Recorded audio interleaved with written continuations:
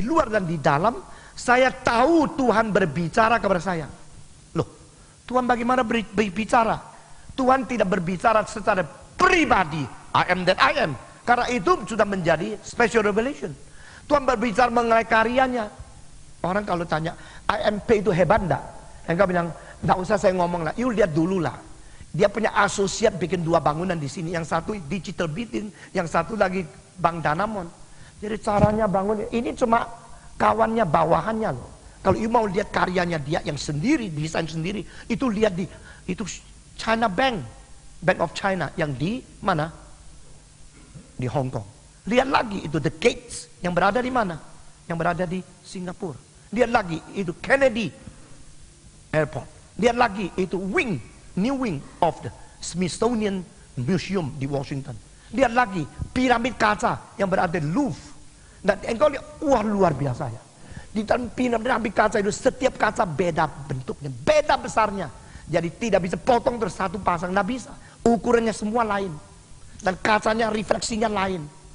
Lalu penanturan cahaya lain. Itu khusus dibikin dengan apa yang dia tuntut kepada satu pabrik yang harus sesuai dengan mutu dia. Jangan lu kira itu kalau kaca pecah ganti satu yang dari Jakarta taruh di situ. Nggak bisa. Lalu di dalam itu gaungan suara mengapa tidak ada? Karena dia hubung sama arsitek yang lain. Hubung arsitek itu namanya Xu Yanong sama surat dua-dua Chinese, dua-dua Cantonese. Dan di situ itu dia lihat seluruh pantulan suara itu bertemu dengan satu tempat yang bikin rusak seluruh akustik. Maka di situ bikin satu tiang. Setelah tiang ditaruh di situ, akustik beres. Nah ini pikiran luar biasa kan? Jadi according to what he has done, his work, we know his wisdom there. We discovered. Itu doesn't come by chance. Bukan ada secara sendiri. Bukan datang secara kebetulan. Tapi secara apa? Desain. Ya. Desain perlu otak yang tinggi sekali. Maka pemerintah Perancis bikin satu menara nama Eiffel Tower. Bayar berapa banyak. Tapi yang bayar tidak kasih nama. Itu tower disebut Eiffel Tower. Eiffel Tower tidak bayar. Dia cuma desain. Namanya dia. Kalau di Indonesia saya desain semua. Sudah selesai nama saya dicoret. Kurang ajar ya. Kalau itu sudah mati masih pakai nama dia. Nah, lalu itu semua pipa bundar besi yang stainless steel itu. Kalau berada masih menggaung suara, maka dia bikin semua itu dipotong lubang. Sehingga itu menjadi pipa yang ada lubangnya. Ada satu strip, mengerti maksud saya? Dari pipa ini bikin satu strip lubang, dalamnya dikasih semacam gabus yang khusus. Sehingga apa? Akibatnya adalah suara tidak mantul dari situ lagi. Sehingga di situ engkau lihat beribuan orang di dalam piramid di bawah itu bicara-bicara suaranya jelas. Nah ini belum pernah ada di arsitektur yang lain. Belum pernah ada di Eropa yang lain, Amerika yang lain. Ini ada inovasi dari beberapa arsitek terbesar. Oh kalau begini saya tahu. Kalau begini perlu enggak siapa itu? Perlu tidak kalau si IMP sendiri kasih penjelasan gini loh. Kalau dia sebenarnya di sini gini-gini, sampai tua belum selesai menjelaskan. Karena setiap tahunnya mengunjungi Louvre, pengunjung Louvre, kira-kira 10 kali dari pengunjung ke Indonesia. Satu museum, pengunjungnya 10 kali dari satu negara begitu besar. Termasuk Bali, Toba, Madura, apalagi Ambon. Jadi Tuhan Allah itu reveal. Allah itu wahyu. Allah mengwahyukan seluruh bijaksananya yang di dalam karya ciptaannya. Maka engkau melihat kenapa begini, kenapa begini. Engkau melihat, di dalam wahyu umum manusia mendapatkan apa? Mendapatkan pengenalan kebijakan Allah. Kuasa Allah. Ini semua keberadaan Allah. Kebijakan Allah, kuasa Allah, kekekalan Allah. Beberapa unsur ini semua tersimpan di dalam wahyu umum. Sehingga setelah melihat wahyu umum, kita mengetahui the designer must be so great, so wise, so profound in thinking, so strategic.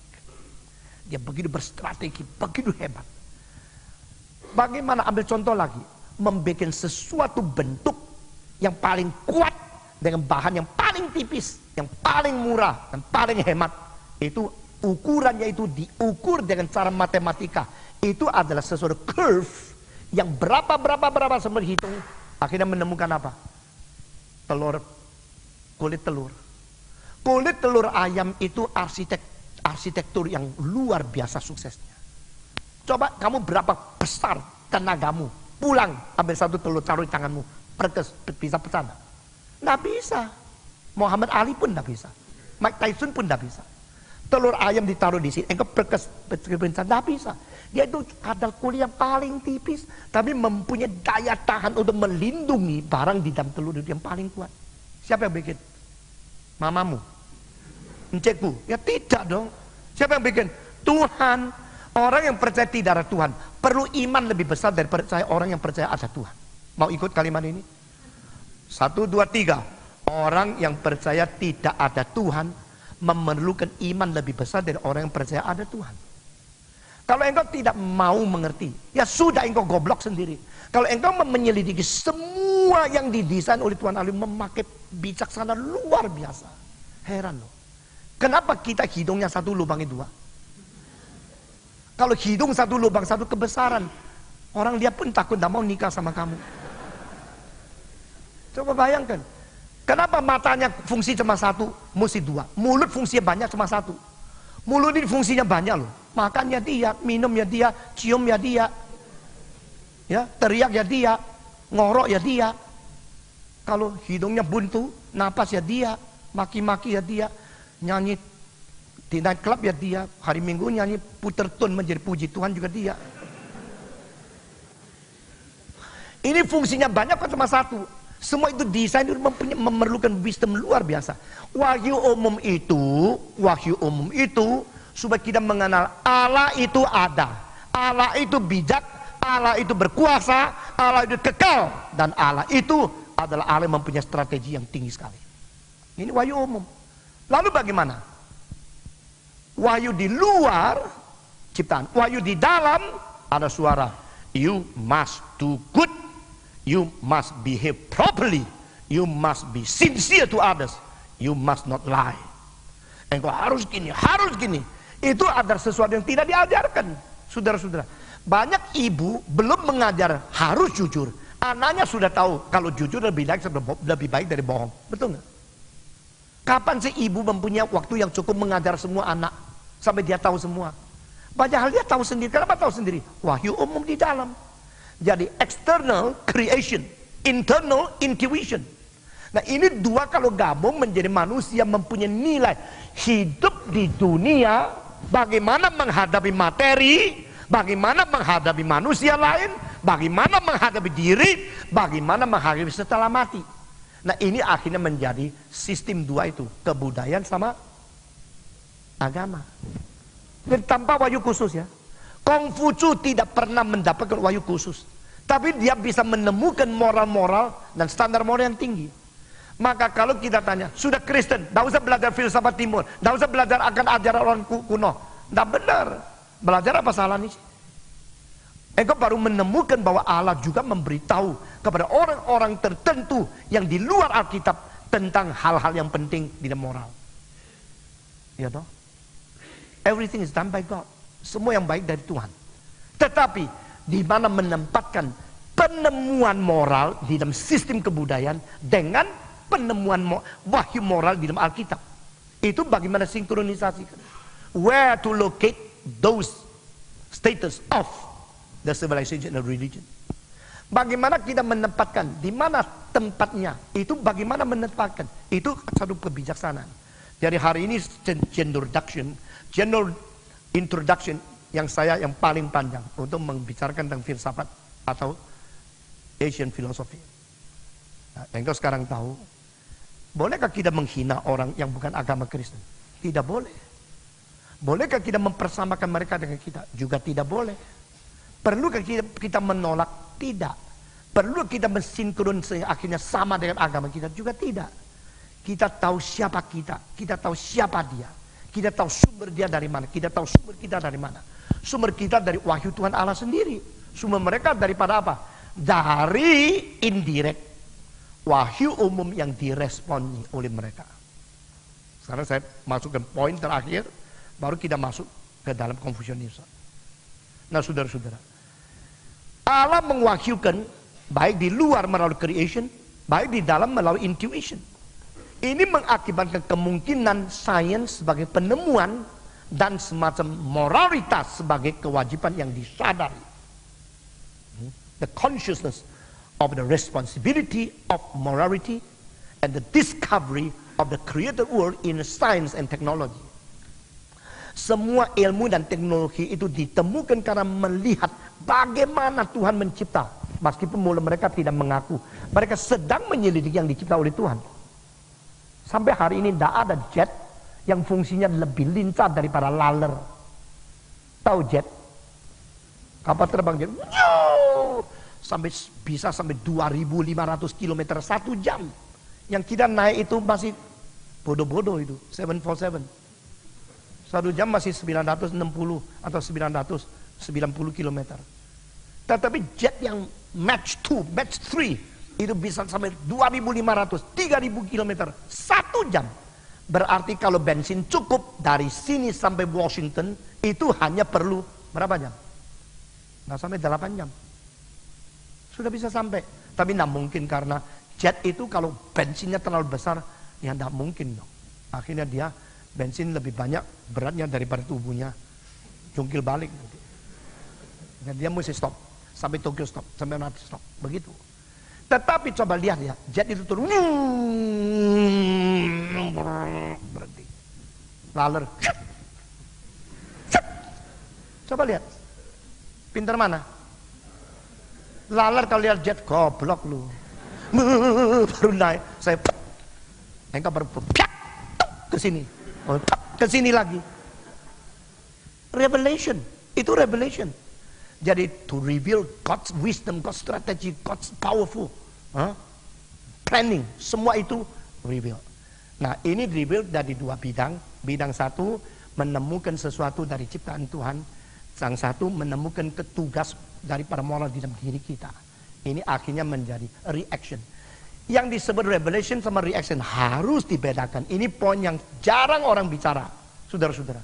Kalau kita menemukan ajaran Konghucu, ada miripnya dengan ajaran Yesus Kristus. Bolehkah kita mengatakan yang diajar Yesus khusus diwahyukan kepada kita? Yang itu adalah wahyu umum yang diberikan kepada orang luar Kristen. Boleh nggak? Jawab. Tidak. Boleh. Boleh atau tidak? Saya mata besar, jangan ganggu kamu punya pendirian. Sekali lagi, kalau kita mendapatkan pengajaran dari agama Konghucu atau pelajaran mirip dengan ajaran Alkitab, lalu kita mengatakan ini wahyu khusus di dalam diri kita, itu wahyu umum sama-sama dari Tuhan, boleh nggak? Boleh? Tidak? Boleh atau tidak? Yang katakan boleh angkat tangan. Ayo berani sedikit dong. Salah juga berani kan? Yang katakan tidak boleh angkat tangan. Ayo, yang tidak boleh mengapa? Hah? Sama-sama wahyu umum. Yang dikatakan Yesus juga wahyu umum. Bukan? Jadi sama-sama wahyu khusus. Juga bukan? Kacau ya? Mau jawaban? Mau? Semua yang di dalam kitab suci wahyu khusus. Semua di agama lain bukan wahyu umum. Loh. Sekali lagi ya, semua di Alkitab suci itu wahyu khusus semua. Semua di agama lain atau di kebudayaan lain itu respons terhadap wahyu umum, bukan wahyu umumnya. Kalau itu wahyu umum, tetap wahyu kan? Wahyu sama wahyu tidak bisa bentrok kan? Tapi banyak kebudayaan soal kita bentrok kok. Jadi itu ada respons manusia terhadap wahyu umumnya Tuhan Allah. Jadi ilmu mesti tahu tempatnya di mana. Ini semua ya, saya sendiri bergumul puluhan tahun, maka berani buka kelas seperti ini. Nah kalau you sudah jelas, you akan menghemat waktu puluhan tahun untuk mencari. Dan saya langsung memberikan kepada engkau jawaban yang begitu penting. Tidak bisa katakan itu ajaran Konghucu wahyu umum, ajaran kita wahyu khusus. Bedanya apa? Bedanya kita lebih khusus, dia lebih umum. Enak aja. Kalau sama-sama wahyu, kenapa bentur? Kalau terbentur bagaimana? Makanya kau bilang, bagian daripada Konghucu ada yang benar, ada yang tidak benar. Patokannya apa? Patokannya yang cocok dengan Alkitab itu benar, yang tidak cocok itu tidak benar. Jadi patokannya Alkitab itu kebenaran mutlak. Iya betul. Lalu engkau mengatakan kalimat ini cocok dengan Alkitab, itu wahyu. Yang tidak cocok dengan Alkitab itu bukan wahyu. Berarti Tuhan memberikan wahyu kepada Konghucu yang tidak konsisten dong. Kadang-kadang kasih yang benar, kadang-kadang yang salah. Oh enggak, yang benar dari Tuhan, yang lain dari dia, begitu. Enggak bisa begitu kan? Jadi bagaimana bisa mengetahui Konghucu pada waktu mengatakan kalimat itu, enggak berwahyu dari Tuhan. Kalian lain benar wahyu dari Tuhan. Ada lagi dari Tuhan. Itu semua adalah wahyu umum, tetapi mendapatkan tanggapan, dapat respons dari manusia yang sudah berdosa. Nah, manusia sudah berdosa belum? Manusia kalau sudah berdosa mungkin mengenal kebenaran, tidak? Mungkin. Mengenalnya apa? Kadang-kadang betul, kadang-kadang salah. Kadang-kadang tepat, kadang kurang tepat. Sehingga seperti waktu lihat kaca kok saya ini hari kok lebih panjang sedikit mukanya. Waktu ke rumah dia kok lebih gemuk sedikit. Karena kacanya lain. Jadi ada kaca yang begini sedikit jadi gemuk. Karena begini jadi kurus. Ya. Itu ada distorsi. Maka menurut teologi saya, sifat manusia setelah berdosa itu harus kita akui 3 kondisi. Tulis ya. Pertama, we are limited. Pertama, we are created. Kita dicipta. No way to compare the created one and the creator in the same condition. No. There must be, there should be, there ought to be, there is the qualitative difference between the creator and the creation. Tak mungkin sama. Created. Kita itu dicipta. Kedua, kita itu limited. Kita itu dibatasi. Bagaimana pintar, bagaimana hebat, kita itu terbatas. Ketiga, polluted. Kita itu dicemari oleh dosa. Jadi dalam 3 kondisi ini, karena 3 kondisi ini, waktu kita menanggapi sesuatu pun, tanggapan kita itu tak mungkin akurat, sempurna, bermutu, benar. Tidak mungkin. Nah ini baru dimengerti oleh orang postmodern dengan 3 kalimat: unconscious distortion, unconscious distorted concept. Itu sebenarnya mau membicarakan apa yang saya katakan dari teologi saya. Mereka itu cari-cari, akhirnya menemukan kayak begini: created, limited, polluted. Saya tidak suka terlalu banyak membicarakan sebagai berita daripada orang-orang dunia. Saya lebih suka berberita Alkitab, langsung mengkritik kepada kesalahan dari pikiran dunia.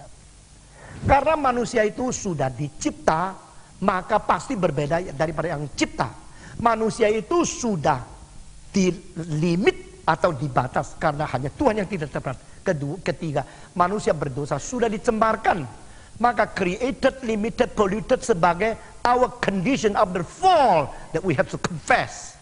Itu sebab dengan 3 kondisi ini kita melihat wahyu Tuhan, kita akhirnya distort. Kita akhirnya tidak mungkin tepat. Sehingga tak mungkin mencapai kesempurnaan, kemutlakan akurasi atau ketepatan yang akurat untuk menginterpretasi wahyu umum. Itu sebab agama sama agama lain, kebudayaan sama kebudayaan lain, karena interpretasinya dipengaruhi oleh 3 kondisi ini. Sekali lagi, apa? Created, limited, polluted. We are creation, we have the limitation, we have also the pollution. Jadi agama ini mengatakan baik, yang baik untuk agama ini, baik untuk agama lain enggak? Tidak. Yang tidak baik untuk agama ini, untuk agama lain baik enggak? Baik. Ada agama mengatakan jangan membunuh, bahkan semut pun.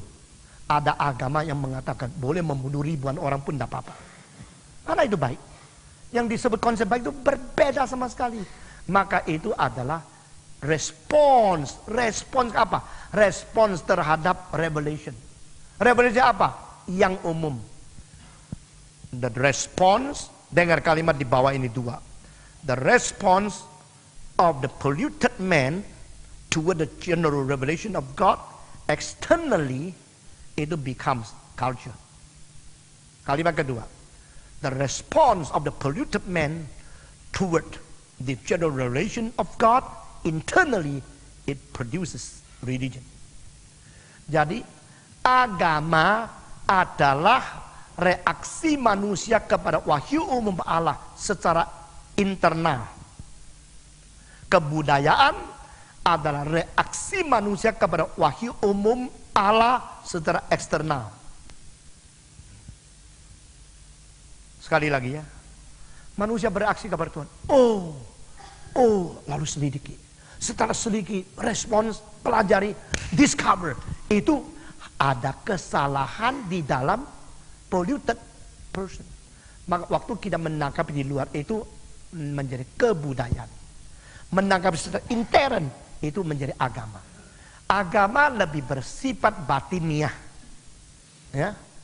Kebudayaan lebih bersifat jasmania semua. Agama lebih bersifat batiniah. Kebudayaan lebih bersifat jasmania. Kebudayaan lebih berpengaruh bersangkut paut dengan bagaimana sopan, bagaimana tata krama, bagaimana kehormatan, bagaimana attitude, postur, kostum, seni, nyanyi, literatur, itu semua kebudayaan. Agama, bagaimana meditasi, bagaimana bermoral, bagaimana memikirkan tentang kekekalan dan sebagainya. Di situ lebih internal itu apa? Agama. Lebih eksternal itu apa? Kebudayaan. Jadi kita sudah jelas bahwa kalau kebudayaan sama kebudayaan itu berbeda. Dan kebudayaan berlainan dengan Alkitab. Itu adalah karena kebudayaan itu mengandung satu kemungkinan, yaitu waktu respons kepada Allah di dalam wahyu umum mempunyai kesalahan karena 3 kondisi tadi. Created, limited, polluted. Jadi manusia yang dicipta memang terbatas. Manusia yang terbatas ada dosa lagi. Maka melalui sifat dosa sebagai kondisi yang mau merespon kepada Tuhan, akhirnya tidak mungkin lihat dengan akurat, tidak mungkin interpretasi dengan sungguh-sungguh benar. Ngerti? Respons sama asli itu lain. Seperti khotbah saya diterjemahkan, penterjemah sama saya itu lain. Waktu menerjemahkan naskah yang sama, kalimat-kalimat yang artinya sama, tetapi pada waktu dia menerjemahkan terpengaruh oleh kebudayaan, pendidikan, sama konsep definisi istilah yang berbeda dengan konsep saya. Ngerti? Nah itu namanya kebudayaan bisa berbeda. Kalau engkau melihat satu filsafat bagus sekali, tapi lain sama filsafat yang lain, ada kebenaran tidak? Pasti ada kebenaran. Kebenaran yang jitu, yang akurat itu pasti dari Tuhan Allah. Tetapi adakah filsafat atau kebenaran yang seluruhnya murni, sempurna? Tidak ada. Karena distorsi dari persifat manusia yang mencemari interpretasi dan penyelidikan tentang agama dan kebudayaan. Itu sudah terjadi. The distortion is there. We are distorted already. So how can we interpret accurately everything through our distorted nature? That is impossible. Ngerti? Nah, itu sebab di dalam agama Kristen sama, wahyu sudah diberikan, yang khotbah berbeda-beda. Pakai ayat sama khotbahnya bisa berlawanan betul. Karena apa? Karena mengerti Alkitab itu juga dipengaruhi oleh you punya kapasitas dan kondisi. Apalagi tidak mau belajar, terlalu berani. Sayangnya yang sudah belajar kurang berani. Lebih baik sudah belajar kurang berani atau berani kurang belajar? Hah? Lebih baik belajar kurang berani. Karena tidak berani, tidak salah kok. Belajar baik-baik. Yang tidak belajar berani, wah itu menakutkan. Karena bersifat otoritatif tadi salah semua. Meyakinkan orang diyakinkan di kesalahan, dosanya double. Itulah. Oke, jadi saya minta you kalau sudah belajar filsafat Chinese, filsafat India, jangan mempersamakan itu dengan Alkitab. Amin.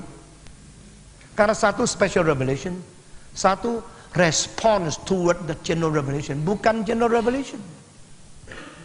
Tulisan Konghucu bukan revelation of God. Tulisan Mencius bukan revelation of God. Tulisan karya daripada Lao Tse yang begitu agung bukan revelation of God. Tetapi karena wahyu umum juga dari Tuhan, maka waktu mereka reaksi bisa tangkap benar, bisa tangkap tidak benar. Waktu tangkap benar itu mirip dengan Alkitab. Tetapi ada hal-hal tertentu menjadikan mereka tak mungkin sama dengan Alkitab. Hal apa? Yaitu di luar batas kemampuan manusia dan di luar batas kerelaan Allah mewahyukan. Jadi kalau you sudah belajar filsafat manapun, you mesti belajar dengan satu kesanggupan mengkritik di mana kesalahan, di mana kekurangan, di mana limitasi mereka berdasarkan kesempurnaan daripada firman Tuhan. Tetapi you bagaimana bisa kritik kalau you sendiri tidak mengerti kelimpahan kesempurnaan firman Tuhan sampai di mana? Nah, engkau mengatakan semua khotbah sama, semua gereja dan nothing, nonsense. You harus mengetahui signifikansi gereja reform di apa. Jangan kira gereja ini dekat rumah saya, di sini aja sama saja. Tidak ada, tidak sama.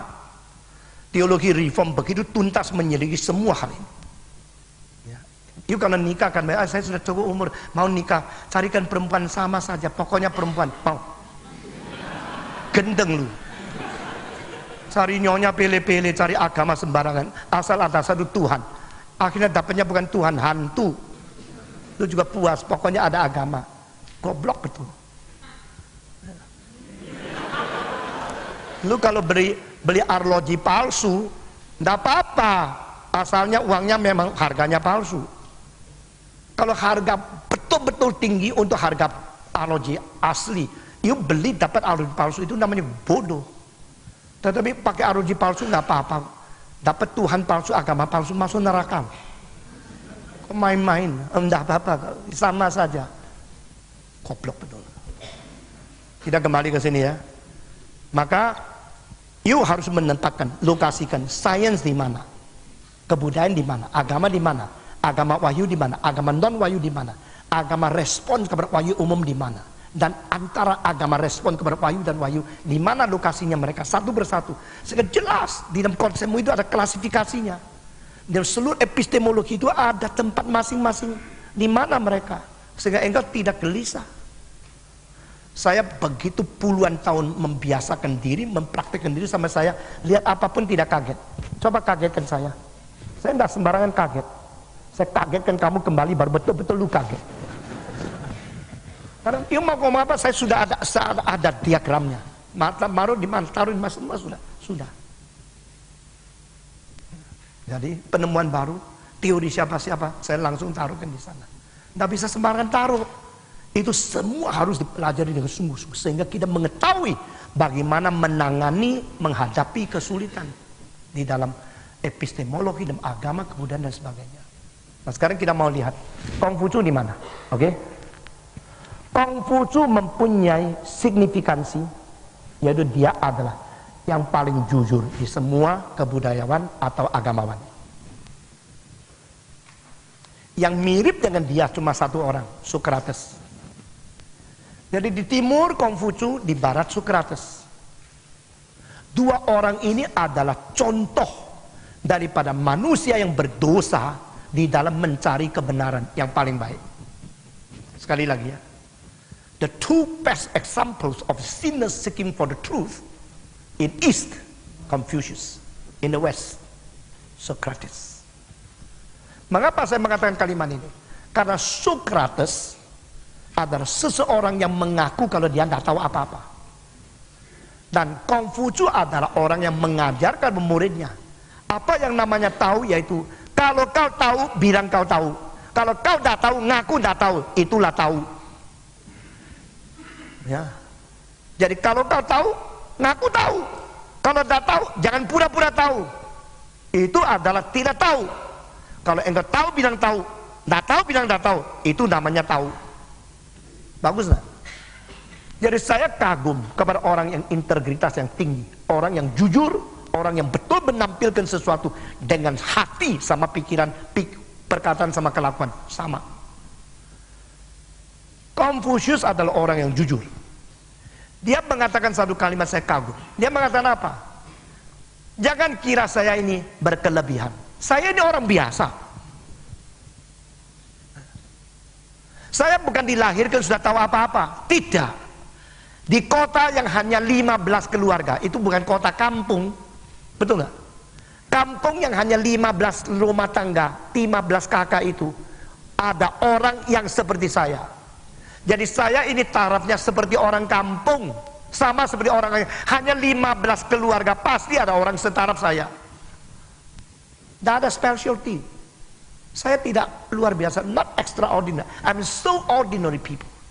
Tetapi bedanya adalah saya adalah jujur dan suka menyelidiki bijaksana orang kuno. Dan selalu mempelajari apa yang pernah saya ajarkan, apa yang saya pelajari. Usin erhau. Nah, saya sungguh-sungguh dan saya mencari pengetahuan orang kuno itu turunkan apa yang bijaksana.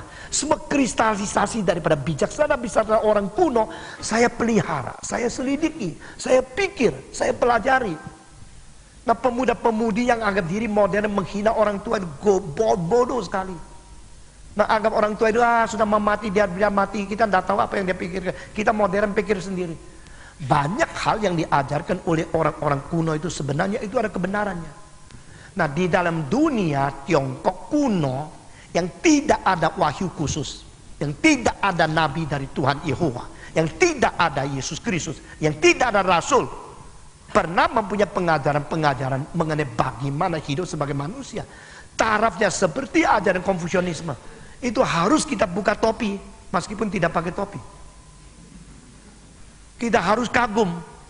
Karena itu melampaui begitu banyak moralitas bahkan ke abad ke-20. Apa yang dibicarakan oleh Konfusius mengenai moralitas dibanding sama orang-orang abad ke-20 di negara-negara modern, tetap dia lebih tinggi. Kita harus bersyukur kepada Tuhan. Karena Tiongkok akan menjadi populasi begitu banyak. Cina akan menjadi orang kedudukan begitu banyak. Kalau tidak ada pengaturan moral yang mempunyai standar yang bisa tahan beribu-ribu tahun, ini bangsa akan mengacaukan seluruh dunia. Maka Tuhan memberikan anugerah umum, common grace. Ini bukan general grace. Di dalam Wahyu namanya general revelation. Di dalam anugerah namanya common grace semua. Common grace lawannya adalah bukan special grace. Salah lu. Saving grace. General revelation lawannya adalah special revelation. Ini semua istilah hanya ada pada teologi reform. You masih tidak mau. Mau apa lu?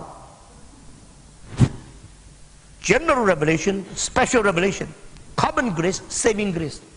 Di antara semua yang menerima common grace, kita melihat karena Tuhan begitu mengkaruniakan khususnya kepada Konfusianisme, keunggulan mencapai respon yang sangat baik terhadap wahyu umum di bidang moral dan relasi masyarakat. Namun jangan lupa apa yang diajarkan oleh Konfusianisme itu tidak bisa wujud menjadi sesuatu hal yang faktual bahkan di dalam zaman dia sendiri. Karena apa? Faktor dosa sudah menjadi sifat kejatuhan manusia yang perlu diperandakan pula, bukan hanya dididik saja. Sehingga di dalam pengajaran semua bagus, di dalam pelaksanaan semua jelek. Mengerti? Manusia selain menerima pengajaran yang baik, pendidikan yang tinggi, memerlukan diperandakan pula. Kalimat ini dikatakan oleh Yesus kepada siapa? Bukan kepada orang penjahat, penyamun, pelacur, pencuri, pencoleng, tukang copet, tidak. Kepada seorang agamawan, seorang budayawan, namanya Nikodemus. Jadi orang itu tinggi sekali filsafatnya, teologinya, agamanya, kebudayaannya, pendidikannya. Tuhan berkata, you must be born again. Di situ menunjukkan bahwa special revelation is superior than the general revelation. And to be born again is the only way to get rid of the fallen nature of human sin. Jadi di sini memerlukan sesuatu peranakan pula. Sehingga never make similarity between the culture and the salvation. Amin. Tetapi orang yang katanya mempunyai salvation, caranya hidup kalau lebih kalah dari mereka, tak mungkin engkau memenangkan mereka. Kecuali engkau mempunyai hidup dengan apa yang kau katakan, dan apa ya, hidup yang diperanakan oleh Tuhan itu serasi. Lalu engkau berusaha menyatakan sesuatu yang dimarahkan mereka. Iya ya, yang gua ada, lu juga ada. Tapi yang lu ada kok gua tidak ada. Di situ menjadi daya tarik engkau mereka untuk mencari kekristenan. Justru banyak Kristen tidak bisa dipercaya. Ngomongnya tidak jujur. Cara kerja sama cara ngomong berbeda. Bikin mereka lihat pun menghina. Bagaimana engkau bisa menginjili mereka? Secara teori memang special revelation lebih tinggi daripada general revelation. Secara fakta, you punya hidup tidak menyatakan hidup yang lebih tinggi dari mereka. Jadi you no power, no qualification untuk membawa mereka kepada Tuhan. Ngerti maksudnya? Nah, waktu kita mengajar Konfusianisme, kita mengajar ide-ide dia yang tinggi. Bukan berarti mengajar kuasa dia boleh merubah orang. Ngerti? Nah, ide-ide yang tinggi adalah semacam tanaman Tuhan sebagai wahyu umum yang dipikirkan dan direaksikan menjadi literatur dan pengajaran.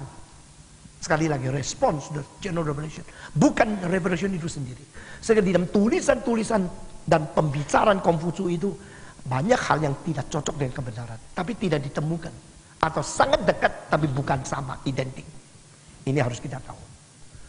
Konfusius adalah, mau tulisnya, pemikir terbesar di dalam sejarah Tiongkok. Kedua, pendidik terbesar di dalam sejarah Tiongkok. The greatest thinker and the greatest teacher. Dia merangkap dua ini sebagai human life philosophy thinker, pemikir mengenai filsafat bijaksana hidup manusia. Kedua, dia adalah pendidik yang paling agung untuk mempengaruhi orang lain di dalam menuju kepada karakter yang lebih baik. Semua orang cuma memikirkan better living, sedikit orang memikirkan better life, lebih sedikit yang mengatakan better personality, better virtue, better morality. Konfusius adalah orang yang mempengaruhi orang terbanyak di Asia Timur di dalam hal mempertingkat karakter mereka. Maka pengaruh Konfusius itu bukan hanya di Tiongkok, juga mempengaruhi semua negara Indochina, khususnya Vietnam, dan pengaruh kepada Jepang dan Korea. Korea, Jepang menghormati Konfusius, tidak kalah sama orang Tionghoa menghormati Konfusius. Vietnam menghormati Konfusius, tidak kalah sama orang Tionghoa menghormati Konfusius. Sedangkan di Kambodia, di Thailand, sama di Burma yang sekarang namanya Myanmar, ya, itu mereka lebih hormati akan Buddha dan Konfusius. Maka Asia Timur yang saya katakan, Vietnam di timur, Tiongkok dan Korea dan Jepang, itu pengaruhnya besar sekali. Apakah yang menjadi ciri khas ajaran dari Konfusius?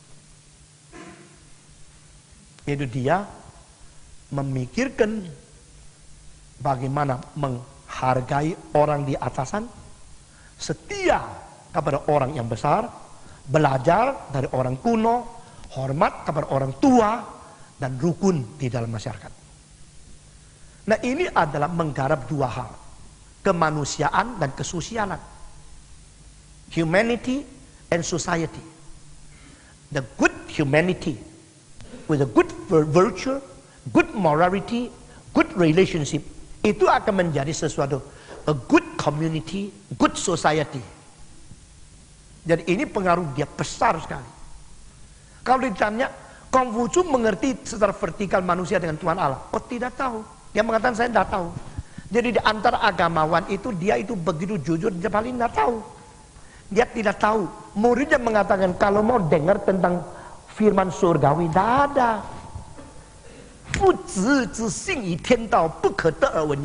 You will never listen to him what he talk about the nature and the word of heaven. Maka Konfusius tidak banyak bicara tentang bagaimana hubungan manusia dengan Allah. Dia berbicara tentang bagaimana hubungan manusia dengan manusia. Sehingga kalau kita katakan 10 hukum, hukum pertama sampai keempat itu tidak ada di Konfusianisme. Hukum kelima sampai ke-10 itu ada di Konfusianisme. Karena yang dia bicarakan itu adalah human relationship. How to create, how to establish, how to edify the humanity, personality, personally.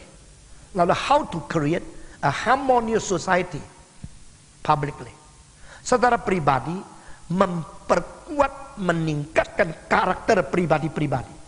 Secara masyarakat, membuat harmonis antara manusia dan manusia.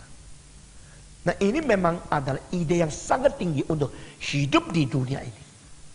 Nah, saudara-saudara, kalau dikatakan agama, kurang syarat. Kalau dikatakan kebudayaan, sangat tinggi.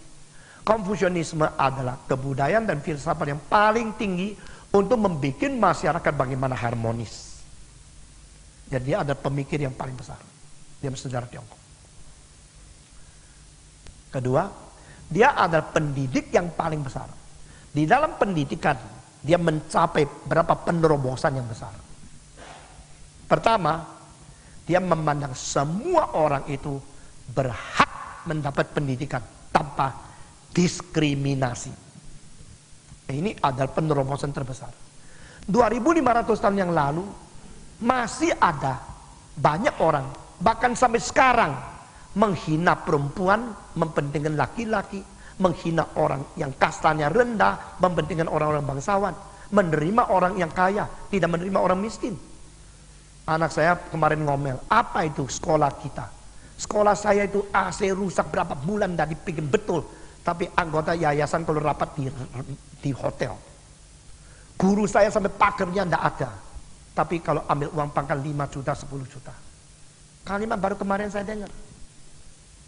Jadi dulu itu untuk pendidikan, sekarang untuk komersial. Sekolah-sekolah Kristen menjadi tempat komersial. Sekolah-sekolah Kristen menjadi tempat cari uang. Lalu yang kerja, yang ngajar, yang setengah mati, hidupnya begitu minim. Tetapi yayasan yang tidak kerja apa-apa, kalau mau rapat itu sewa hotel 5 bintang. Ya, anak kecil ngomong tuh. Ya. Jadi kalau ada 5 juta bisa masuk. Orang miskin bisa masuk sekolah begini. Lalu itu puluhan juta, ratusan juta, miliaran kemana? Kenapa AC rusak tidak bikin betul? Jadi nyata sekali berbulan-bulan tidak kerja, berarti uangnya untuk komersil, bukan untuk pendidikan. Nah, saya pasti tidak bisa. Iya ya, Bapak jelek kalau begitu. Saya jangan kritik dulu. Mungkin mereka uang itu bukan lagi sekolah lain-lain tempat. Saya menetralisir. Karena ini mengharmoniskan masyarakat. Itu juga tugas kita kan. Ya kan? Nah, saudara-saudara, tapi saya dengar masuk. Saya kata untuk menetralisir, saya beritahu kepada engkau, supaya engkau juga menetralisir kepada atasannya. Kongfucu punya pun murid 2 lapisan. Lapisan lingkaran kecil itu 70 orang. 72. Lingkaran kedua itu 3000. Jadi bukan diskriminasi, tetapi dia ada sesuatu saringan. Orang yang paling dekat dengan dia, karena mereka mempunyai mandat, mempunyai tugas yang penting, diberi kesempatan lebih banyak. Orang yang belajar secara umum diberi kesempatan. Satu orang menangani 3000 orang. Itu tidak berarti serentak. Itu di dalam pengajaran berpuluh-puluh tahun. Dan muridnya itu sama sekali tidak sama umur. Ada yang beda cuma 5 tahun dari dia. Ada yang beda sampai 49 tahun dari dia. Dia matinya umur berapa? 72,5 atau 73.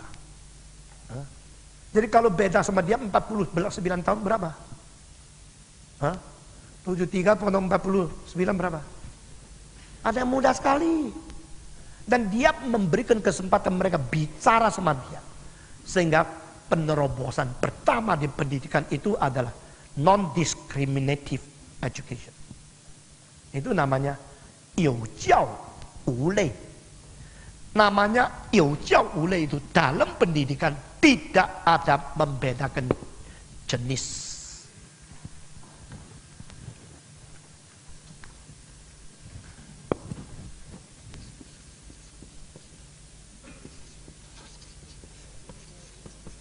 Bisa lihat enggak? Bisa ngerti enggak? Lupamu. Yang enggak ngerti ikut-ikut ngerti, bohong. Bisa baca? Coba. Baca. Yang bisa ngerti coba angkat tangan. Lain kali ya saya undang lagi profesor lain mengajar Konghucu ya, pakai kuai. Baiklah. Tapi bukan kuimu loh, tarafnya tinggi loh. Yo jiao ule. Jiao itu pendidikan. Lei itu jenis. Ada pendidikan, tidak boleh ada kelas. Kaya miskin, putih hitam, dan bangsawan, orang rakyat jelata. Tidak boleh.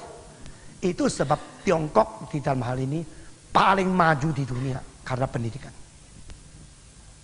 Pendidikan sekarang di barat maju. Tetapi 2000 tahun yang lalu, 2500, 2600 tahun yang lalu, seluruh dunia tidak ada pendidikan yang lebih bebas dan lebih rata dari Tiongkok. Paling miskin pun boleh belajar. Belajar kalau semua waktu di ujian bisa lolos naik ke kota. Dari desa, kampung sampai kepada kota madya, ke kota besar, sampai kepada kota provinsi, sampai kepada ibu kota. Akhirnya pergi ke Beijing. Di Beijing sekarang masih ada bangunan peninggalan zaman Ming. Itu kira-kira 10.000 kota kecil-kecil. 80 cm tembok, 80 cm tembok, 80 cm tembok. Di sini ada itu tempatnya untuk tulis. Di sini jadi waktu ujian dikasihkan kertas ujian itu. Engkau sendirian di situ. Tidak bisa tanya, tidak bisa lihat orang. Terus jawab. Kalau tidak bisa jawab, garuk-garuk. Habis garuk jawab lagi. Tidak ada kong-kali-kongan, itu karena tembok kok, tembok bata itu. Jadi kalau akhirnya diselidiki, kecuali ada guru yang kong-kali-kong ya, guru yang tidak jujur, itu langsung yang terbaik dipilih, boleh menjadi perdana menteri. Mulai daripada kampung, daripada desa, wali kota, bupati, terus sampai akhirnya menjadi perdana. Itu ada kesempatan, meskipun engkau dari keluarga paling miskin, karena sistemnya ditetapkan oleh Konghucu, ya boleh, bagus enggak? Bagus. Sekarang kalau masuk Harvard, masuk Boston University, masuk ke Yale, kalau tidak ada 1 tahun $60.000, tidak bisa hidupkan satu anak sekolah di situ. Kelas 1 daripada universitas. Di Amerika pun sama. Kalau tidak kaya, tidak bisa masuk sekolah ini. Masuk ke sekolah yang kelas mbek. Tapi di Tiongkok 2600 tahun lalu sudah ada kalimat ini. Nah, Konghucu punya kalimat-kalimat itu begitu mengesankan. Tetapi semua kalimat bukan dari dia. Dia mengatakan su er pucu. Berarti saya hanya mengutarakan tapi saya tidak bikin sendiri. Maksudnya apa? Dia begitu kagum kepada orang-orang yang kuno. Maka semua kalimat yang paling penting itu disimpulkan lalu disaring lalu diekspresikan kembali menjadi kalimat-kalimat yang condensed, yang kental, untuk dipelajari. Orang tanya apa, dia jawab apa. Orang tanya politik, dia jawab politik. Orang tanya militer, dia jawab militer. Jadi dia itu mempunyai kerelaan melayani begitu rupa, sehingga interaksi dengan murid itu begitu hidup dan limpah. Bukan saja demikian, jawaban begitu jitu dan begitu singkat. Dan kalimat-kalimat itu mempunyai pemikiran yang matangnya sampai hampir tidak ada lawannya. Sehingga begitu kalau tanya apa sama dia, dia menjawab, mereka catat, lalu pikir, lalu laksanakan. Wih, betul-betul bagus. Maka mereka kagum sama dia, luar biasa. Khususnya murid. Lalu Konghucu pernah 14 tahun keliling negara untuk menyodorkan teori dia. Jadi raja mesti begini, pemerintah mesti begini. Diterima enggak? Ditolak. Semua negara tolak. Kenapa? Raja yang sudah biasa caranya begini, lu datang cara begini baru, gua akan mesti robah. Semua tidak mau. Tidak mau. Dia kecewa luar biasa. 14 tahun kemudian dia kembali ke kota dia sendiri. Dia mengajar murid. Jadi kalau dia pergi ditolak, yang datang tidak ditolak. Ya.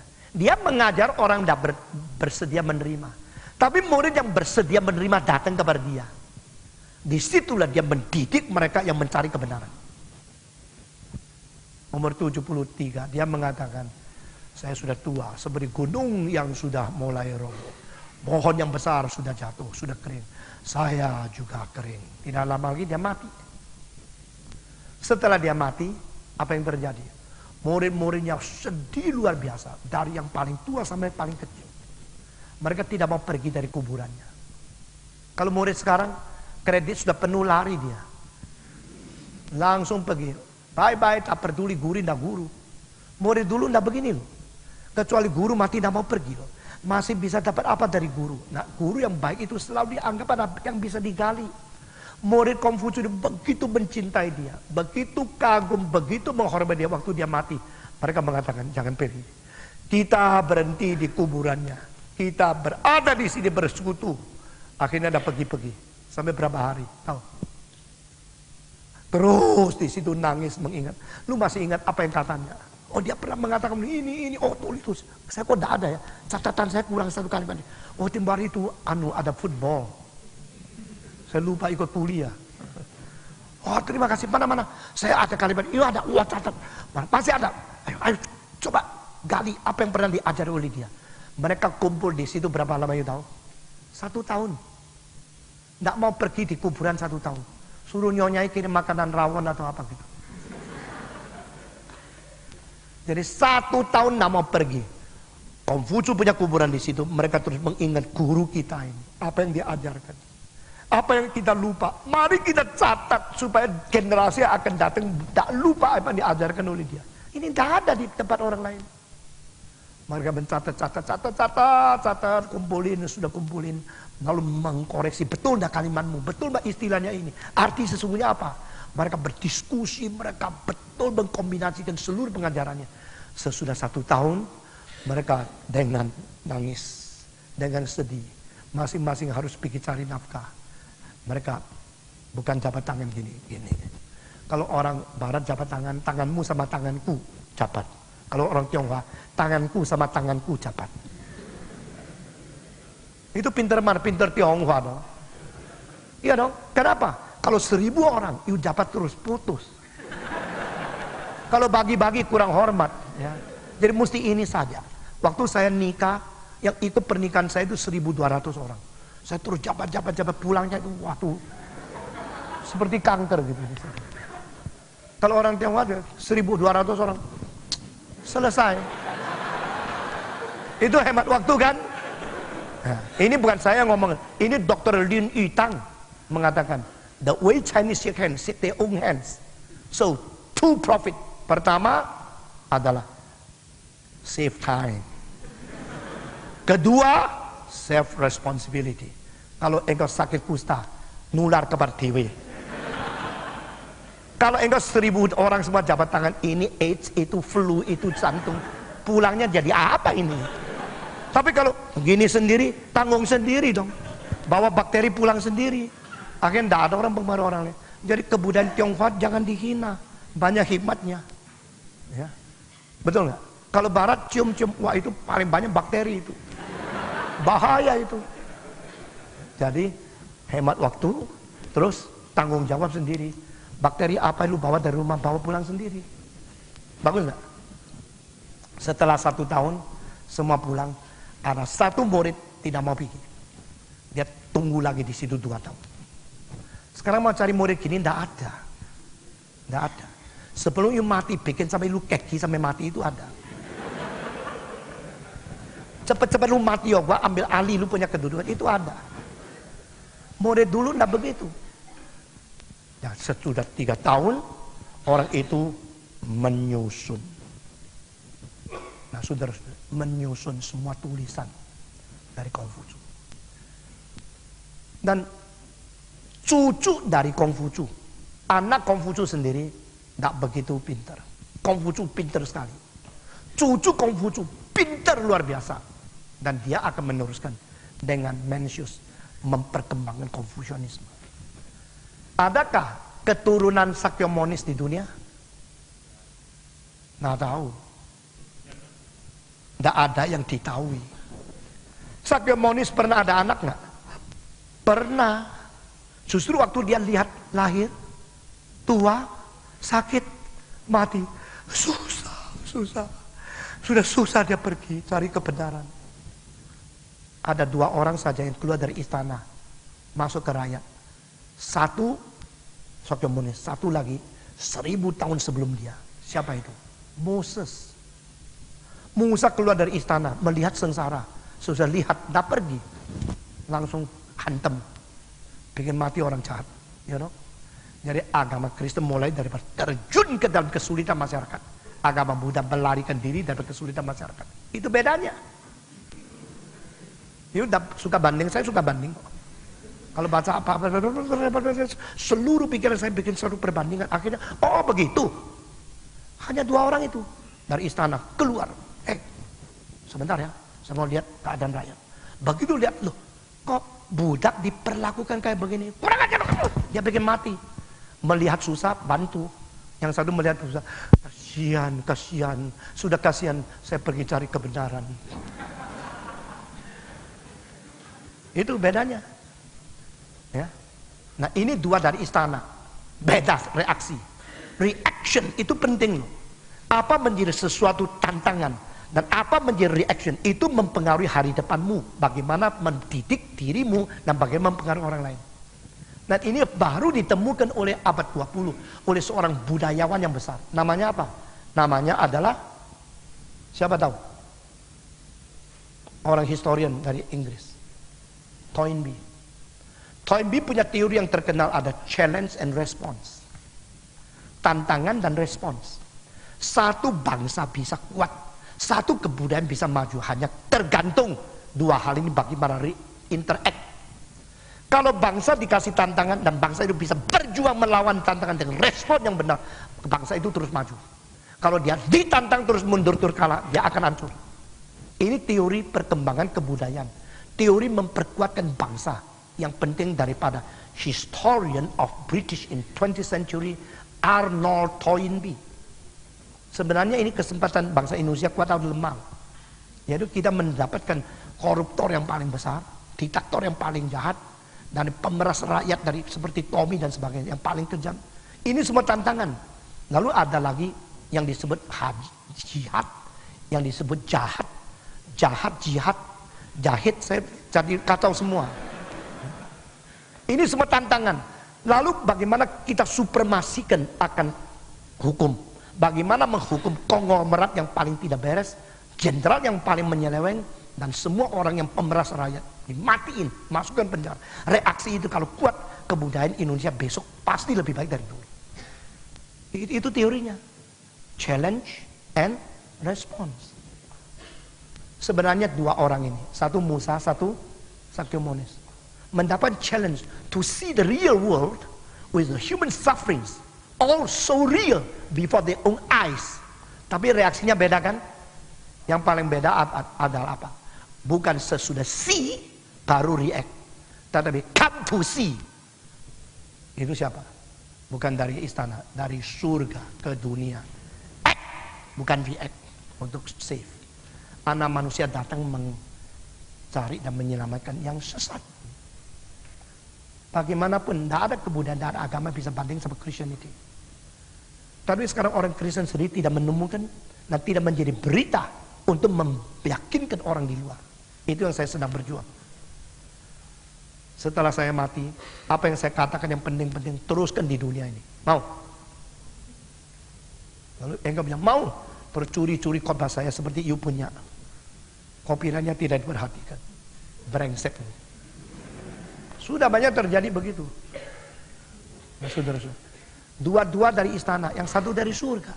Bukan karena sudah lihat baru reaksi, tapi sebelum dia datang, dia mau turun untuk melihat dan untuk menyelamatkan. Sudah disiapkan. Itu Christianity. Setiap kebudayaan dibanding sama Christianity, aduh bedanya itu apa? Kualitatif. Satu langit, satu bumi, lain sekali. Konghucu punya pikiran 150 tahun kemudian diperkembangkan oleh orang kedua yang terbesar di dalam Confucianism, namanya Mencius.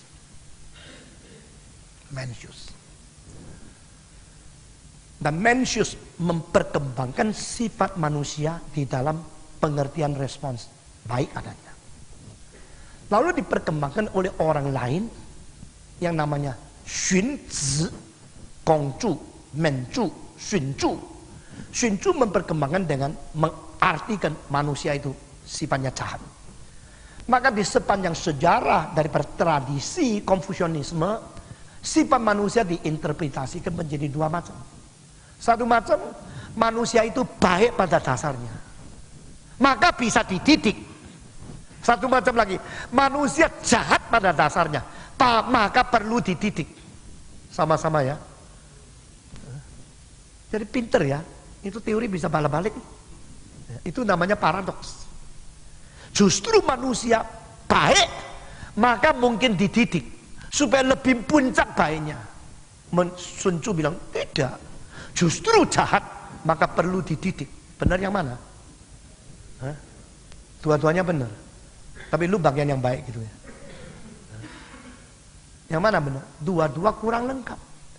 Manusia mempunyai dasar baik yang sudah dicemarkan oleh dosa. Ini jawaban Alkitab. By nature we are created good, very good, but have been distorted by sin. Sehingga kedua ini ada di dalam diri kita. Kekristenan memberikan jawaban yang paling sempurna. Mencius mengatakan manusia baik, Sun Tzu bilang manusia tidak baik. Justru karena dia baik, maka engkau mendidik supaya menyatakan kebaikan bisa sempurna sampai di mana. Sun Tzu bilang tidak, justru karena tidak baik maka dididik supaya mengharapkan dia menjadi baik. Pendidikan berdasarkan merubah jahat menjadi baik.